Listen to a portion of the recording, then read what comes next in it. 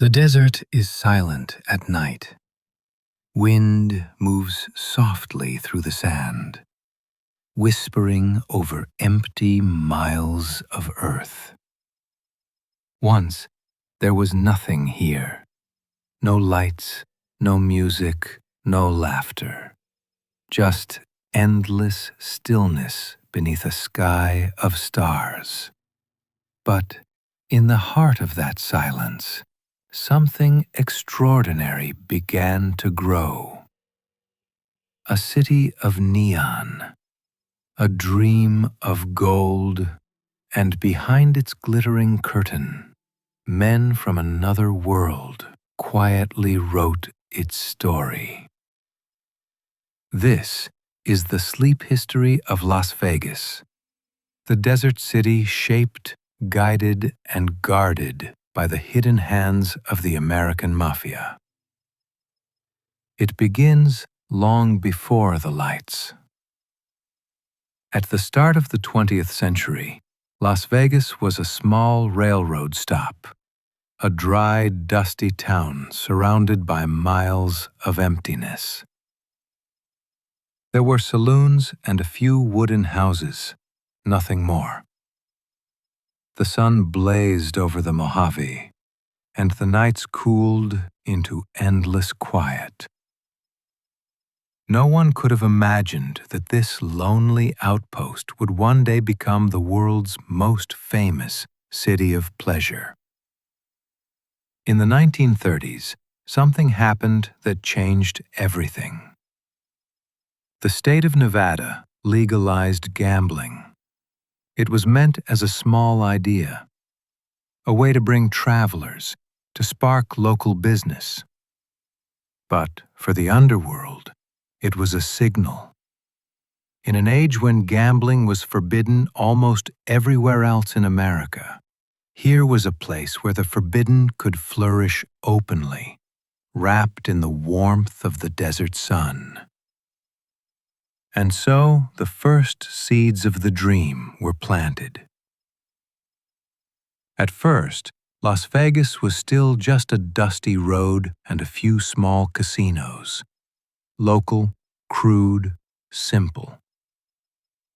But by the 1940s, the world had changed. The war had ended. Soldiers returned home, restless, searching for excitement.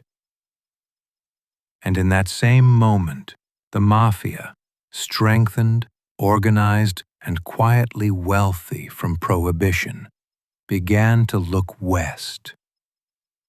They saw something in this empty place, a chance to build an empire of pleasure, far from the watchful eyes of big cities, a place where money could move unseen, where luxury and sin could live together under the glitter of neon. The man who first saw the dream clearly was Benjamin Bugsy Siegel. He was young, handsome, daring, a creature of charm and violence, both loved and feared. He had been part of the East Coast underworld, working alongside Lucky Luciano and Meyer Lansky. But Siegel wanted more than power. He wanted legacy. He wanted to build something beautiful. When he came to Las Vegas, it was still nothing but desert and dust. But Siegel saw the future. He saw music, champagne, laughter, a city where the rich and curious would come to lose themselves. And so he built the Flamingo. It was no ordinary casino. It was a palace of pink marble and glass, a glamorous oasis rising out of the barren land. He imported the finest furniture from Europe, the best chefs from Los Angeles. The Flamingo shimmered like a mirage. But the dream was expensive, and Siegel's temper ran hot. He spent far beyond his budget. The investors, men from the old families back east, grew anxious.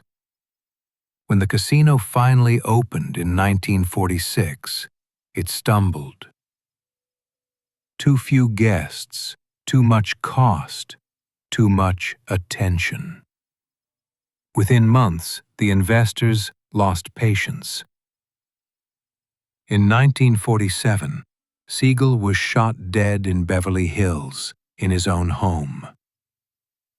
His dream had cost him everything. But the dream itself did not die.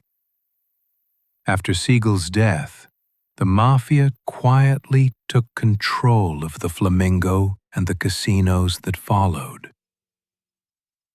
What he had begun, the marriage of glamour and crime, became the model for a new empire.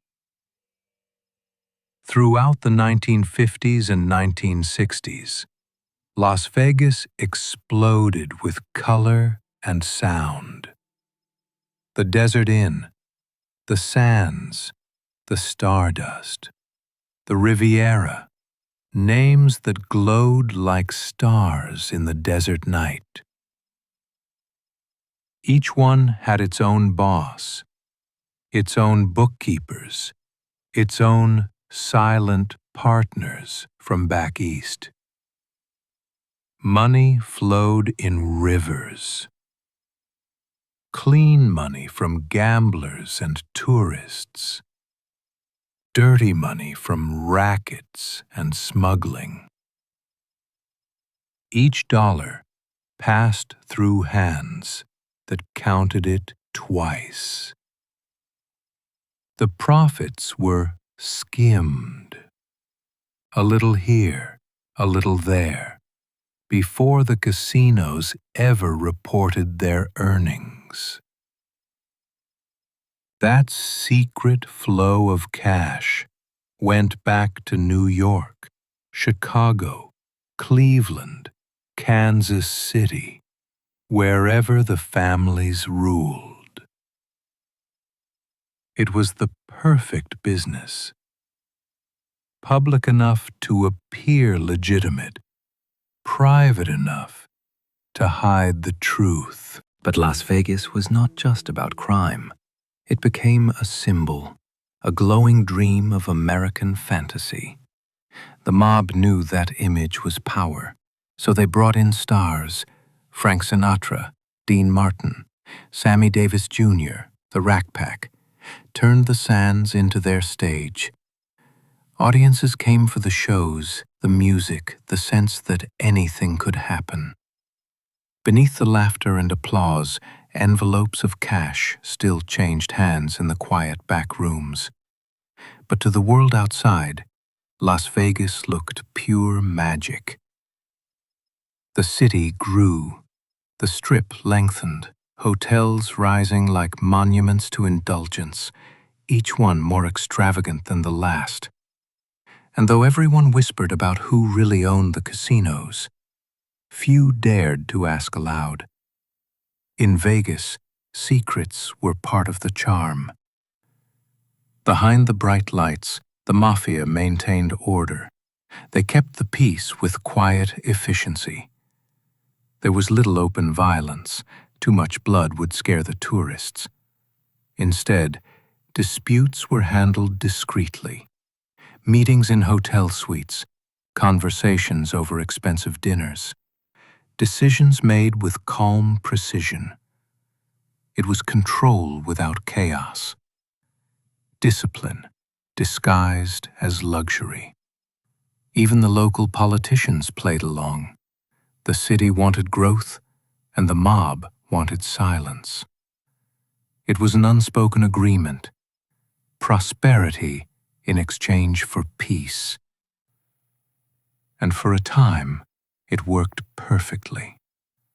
But the glow could not last forever. By the 1970s, the U.S. government had grown more determined to expose the hidden empires behind the casinos. The FBI began tracking money trails, planting listening devices, infiltrating unions. They discovered that casino profits were being skimmed off the top and funneled to mob families across the country. In 1979, the Tropicana and Stardust investigations revealed the scale of the corruption. Names long whispered became headlines. One by one, indictments came. Executives were arrested. Crime families lost their control. And slowly, the dream changed again. Corporations, clean, polished, and public, began buying up the casinos. By the 1980s, the mob's grip had faded.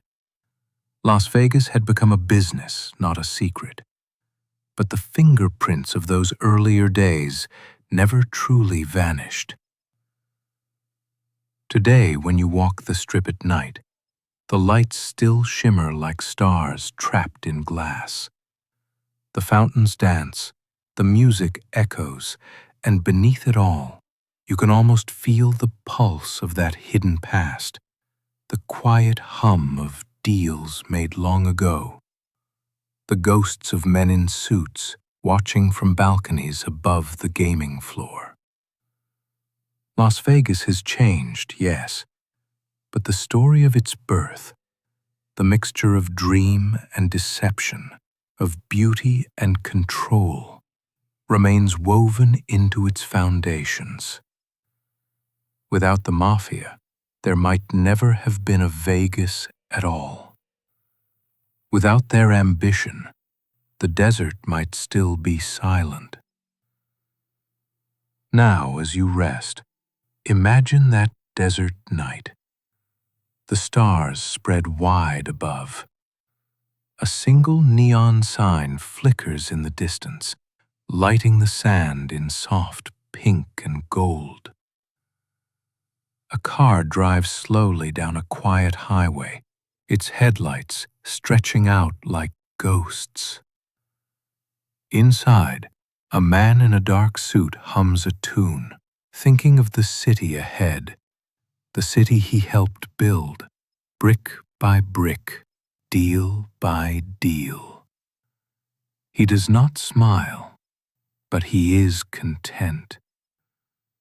Because somewhere, in the glowing heart of Las Vegas, his dream still shines. The casinos stand like temples in the night. The air is thick with perfume and promise. Music drifts through half-open doors, and the desert wind carries it all away. Stories, laughter, secrets, into the endless dark. So close your eyes. Let the lights fade to a soft glow. Let the sound of the desert lull you. The night stretches on. The deals are done. And Las Vegas, the city that rose from silence, continues to dream.